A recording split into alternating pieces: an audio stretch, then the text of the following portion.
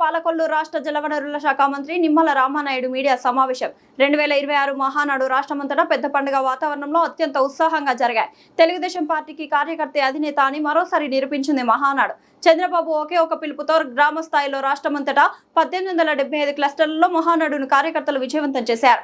2026లో జరిగినటువంటి మహానాడు రాష్ట్రమంతా కూడా ఒక పెద్ద పండుగ వాతావరణంలో అత్యంత ఉత్సాహంగా జరిగినటువంటి పరిస్థితి 27, 28 తేదీల్లో మనందరం కూడా చూడడం జరిగింది. తెలుగుదేశం పార్టీకి కార్యకర్తే అధినేత అని చెప్పి నిన్న జరిగినటువంటి మహానాడు మనకందరికీ కూడా తెలియజెప్పినటువంటి పరిస్థితి కూడా మనం చూస్తూ ఉన్నాం. చంద్రబాబు నాయుడు గారు, నారా లోకేష్ బాబు గారు ఒక పిలిపిస్తే ఏ పార్టీలోనూ కూడా చరిత్రలో లేనటువంటి విధంగా మహానాడు 1875 క్లస్టర్లో గ్రామ స్థాయిలో పెద్ద ఎత్తున కార్యకర్తలు విజయవంతం చేసినటువంటి పరిస్థితి. 27వ తేదీన చూస్తే 8 లక్షల నుంచి 9 లక్షల మంది మహానాడులో ఈ యొక్క క్లస్టర్ వైజ్లో పాల్గొనేటువంటి పరిస్థితి. రెండవ రోజు రెట్టించినటువంటి ఉత్సాహంతో 12 నుంచి 15 లక్షల మంది వరకు కూడా కార్యకర్తలు ఈ యొక్క మహానాడులో పాల్గొనేటువంటి పరిస్థితి. అది కూడా ఉదయం 9:30 నుంచి సాయంత్రం 6:30, 7 గంటల వరకు కూడా లక్షలాది మందితో మహానాడు జరపచ్చు.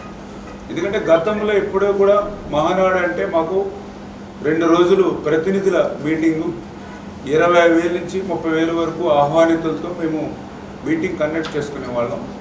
థర్డ్ డే బహిరంగ సభ పెట్టుకునే వాళ్ళు ఒక 2 లక్షలు 3 లక్షలతో.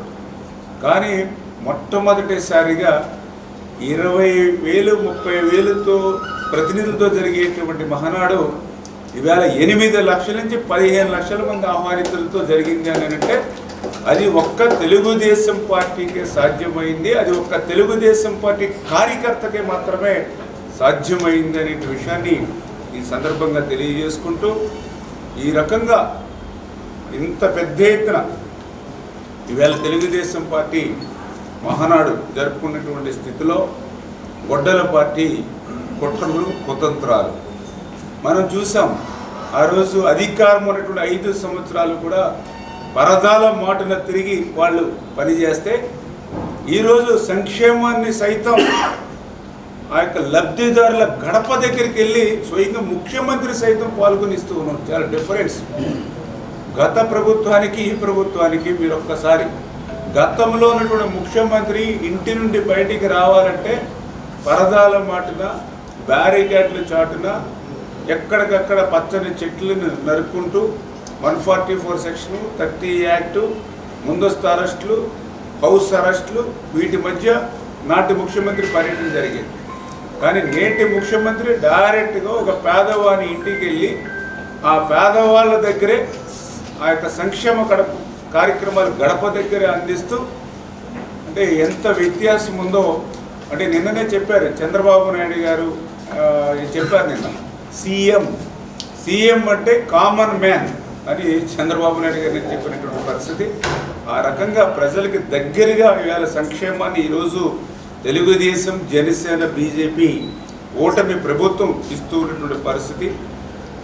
ఈరోజు రాష్ట్రాన్ని ఏదైతే గత ప్రభుత్వం చేసినటువంటి విధ్వంసం నుంచి ఈరోజు ఈ ప్రభుత్వం వికాసం వైపు నడిపిస్తున్నటువంటి పరిస్థితి.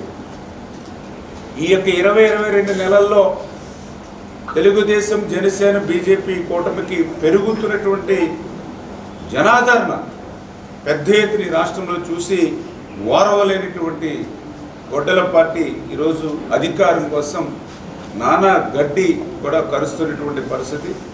అడుగడుగున కూడా అడ్డు తగులుతూ రాక్షసత్వాన్ని చాటుకుంటున్నటువంటి పరిస్థితి కూడా మనందరం కూడా చూస్తూ ఉన్నటువంటి పరిస్థితి. చాలా క్లియర్గా ఈవేళ అభివృద్ధి, సంక్షేమాన్ని ఈరోజు ఈ ప్రభుత్వం ముందుకు తీసుకెళ్తూ ఉంటే ప్రతిపక్ష హోదా కూడా లేనటువంటి గొడ్డలి పార్టీ మాత్రం ఈరోజు రక్తాన్ని నమ్ముకుని రప్ప రప్ప అంటూ ఈ తలలు పొట్టేళ్ళను నరికినట్టుగా నరికేస్తామని అంటూ వాళ్ళు ఏ రకంగా అధినాయకుడి దగ్గర నుంచి కార్యకర్త వరకు మాట్లాడుతున్నారు. మనందరం కూడా చూస్తూ ఉన్నటువంటి పరిస్థితి. అందుకే ఈరోజు బలంగా ఆంధ్రప్రదేశ్ రాష్ట్రంలో మరి మొన్ననే చెప్పడం జరిగింది, వేట కొడవల దగ్గర నుంచి కత్తి వరకు, ఆ కత్తి కాస్త ఈరోజు గొడ్డల వరకు ఈవేళ వైఎస్ఆర్సీపీ పార్టీ రూపాంతరం చెందినటువంటి విషయాన్ని ఈరోజు ప్రజలందరూ కూడా గుర్తుపెట్టుకోవాలని చెప్పి మీ ద్వారా అందరినీ కూడా కోరుకుంటున్నాను.